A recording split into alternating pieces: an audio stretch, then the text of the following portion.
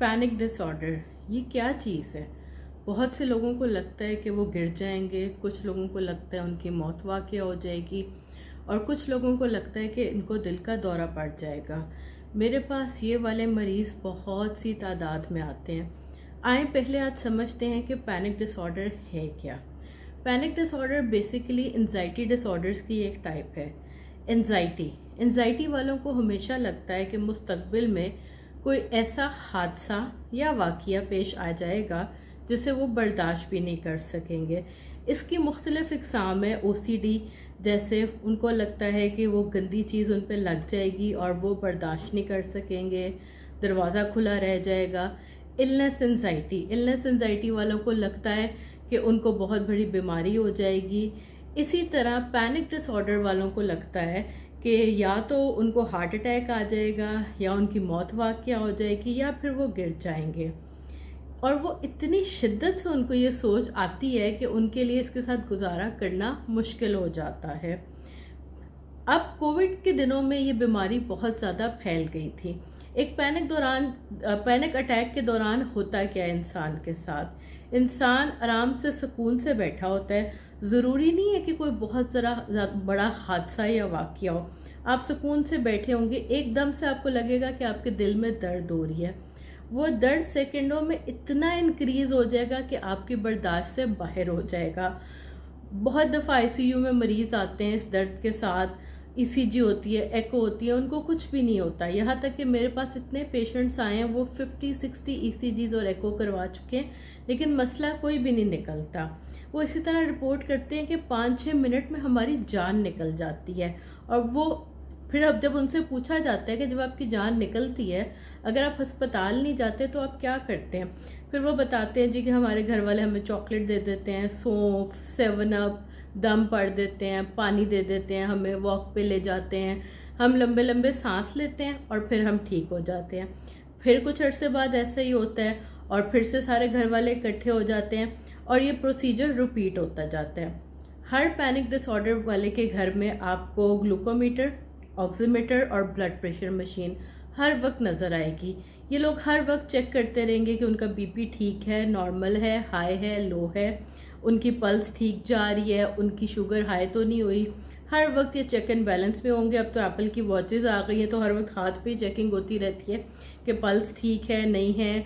और ये इतनी नुकसानदेह चीज़ है कि मैं आपको बता नहीं सकती। आपका एक हाथ है जो कि बिल्कुल साफ़ है, अगर आप उस हाथ को भी 10 मिनट के लिए देखेंगे गौर से तो आपको ये हाथ भी कहीं ना कहीं से गंदा लगना शुरू हो जाएगा। एक चीज़ को आप इतनी अटेंशन देंगे तो उसमें आपको कुछ ना कुछ होना शुरू हो जाएगा। पैनिक वालों के साथ बेसिकली होता यही है। उनको हल्की सी दर्द होती है, वो किसी वाक़ये या हादसे की वजह से एक दफ़ा बहुत बढ़ जाती है। अब उनके सबकॉन्शियस में ये बात बैठ गई है कि ये दर्द हर दफ़ा उतनी ही शिद्दत की होगी। दर्द उनको हल्की सी हो रही होती है, वो उसको इतना फील करते हैं कि वो दर्द बढ़ जाती है। अब अक्सर लोग मुझसे पूछते हैं कि डॉक्टर साहिबा जी ये पॉसिबल कैसे हो सकता है? आप किसी को 10-15 मिनट इमली की स्टोरी सुनाएं, लीमू की स्टोरी सुनाएं, फौरी तौर पर उस इंसान के ज़ुबान पे लीमू का जायका आना शुरू हो जाएगा। अगर सिर्फ सोचने से लीमू का जायका आ सकता है तो सोचने से लीमू का टेस्ट सोचने से दर्द क्यों नहीं हो सकती? सो इस चीज़ को अंडरस्टैंड करें कि अगर आपके जर्नल फिजिशियन, आपके हार्ट के डॉक्टर ने आपको कह दिया कि आपको दिल का कोई मसला नहीं है, आपको फिजिशियंस ने कह दिया कि आपकी सारी रिपोर्ट्स ठीक हैं, आपने ब्लड टेस्ट करवाए हैं, CT स्कैन्स करवा लिए हैं, आपने अल्ट्रासाउंड्स करवा लिए हैं, अगर आपकी बॉडी बिल्कुल क्लियर है, इट मीन्स कि ये कोई साइकोलॉजिकल इशू है। एंड व्हेन आई से कि it is a psychological issue, इसका हरगिज़ ये मतलब नहीं है कि आप कोई पागल हो गए हैं। आप ज़्यादातर स्ट्रेस में आपकी बॉडी रिएक्ट कर जाती है। आप बहुत ज़्यादा स्ट्रेस लें, आपके कंधों में दर्द शुरू हो जाती है। तो इसी तरह स्ट्रेस लेने से आपको एंजाइटी के मुख्तलिफ मसले शुरू हो जाते हैं, जिनमें से एक मसला है पैनिक। अब पैनिक में 2 तरह के मसले होते हैं, एक फ़िज़िकल मसले होते हैं और एक सोचों के। सोचे जैसे मैं आपको बार बार मुस्तकबिल की बता रही हूँ, उनको लगता है कि हमें कुछ हो जाएगा, मौत वाक़या हो जाएगी, दिल का दौरा पड़ जाएगा।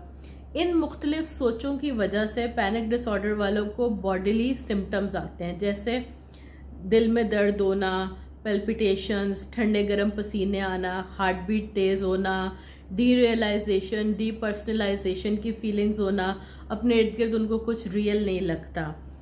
और बहुत दफ़ा पेशेंट्स, मुझे याद है एक क्लाइंट ने एक दफ़ा मुझे आके कहा था कि मैं 50 ECGs करवा चुका हूँ और मुझे आज तक मेरा मसला समझ नहीं आया। और ये क्लाइंट्स बड़े सिंपल होते हैं, हर दफ़ा आके कहते हैं बस एक और टेस्ट करवा लें, एक और टेस्ट करवा लें, लेकिन वो आखिरी टेस्ट कभी नहीं होता।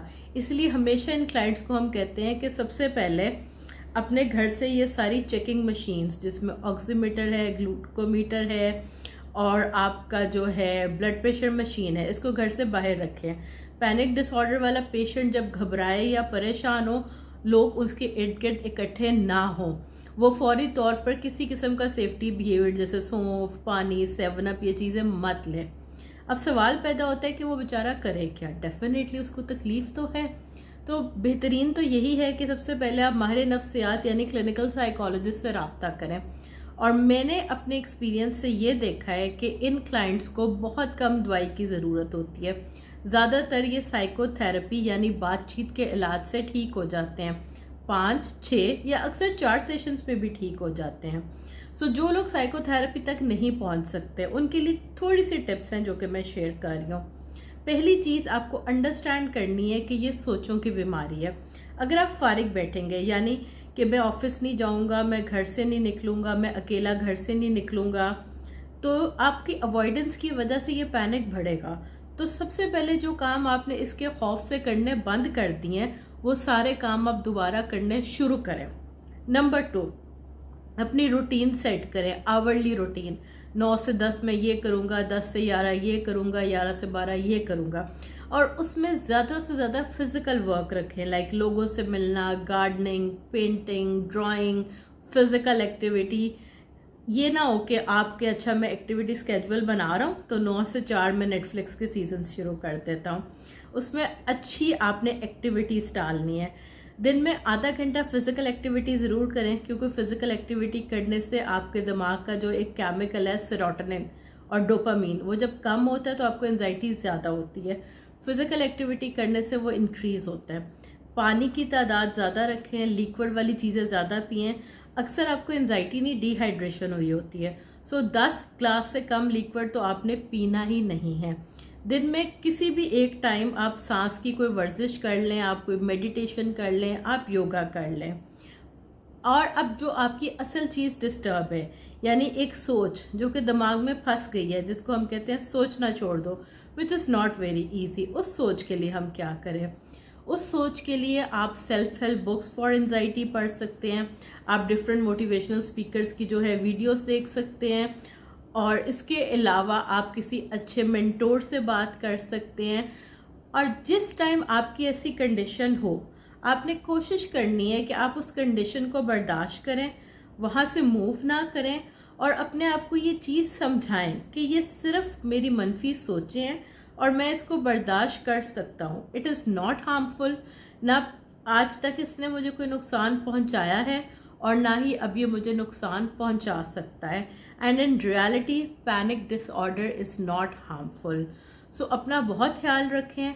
आपने इर्द गिर्द आपको ये डिसऑर्डर बहुत नज़र आएगा। लोगों को मेडिकेशन से बचाएं, लोगों को हर्बल दवाइयों से बचाएं। ये सिर्फ़ और सिर्फ साइकोथेरेपी से बहुत जल्दी ट्रीट हो सकता है।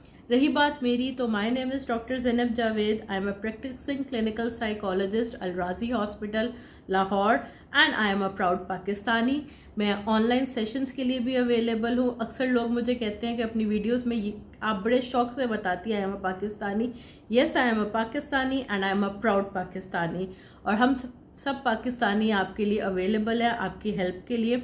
बहुत सारे लोग मुझे अप्रोच करते हैं कि हम अफोर्ड नहीं कर सकते साइकोथेरेपी, तो टीम पॉजिटिवली हैप्पी के अंदर बहुत सारे कॉम्पिटेंट प्रोफेशनल्स हैं जो कि बहुत मिनिमम चार्जेस में साइकोथेरेपी प्रोवाइड करते हैं। अपना बहुत ख्याल रखिएगा और जल्दी जल्दी अपना पैनिक डिसऑर्डर ट्रीट करें। टेक केयर एंड अल्लाह हाफिज़।